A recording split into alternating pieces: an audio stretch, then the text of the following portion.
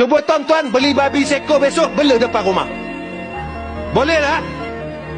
Boleh tak? Ha? Ay, babi tak boleh lah. Kita bukan makan babi. Bela aja. Buat tengok-tengok.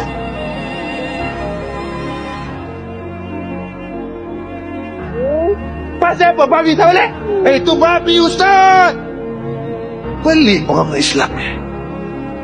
Babi je haram. Babi pun haram. Mengumpat pun haram. Babi pun haram. Tinggal semayang pun haram.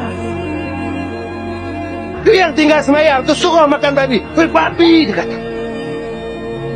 Tu yang buka aurat tu, yang pakai seluar tu, yang kala-kala rambut tu, bagi makan babi.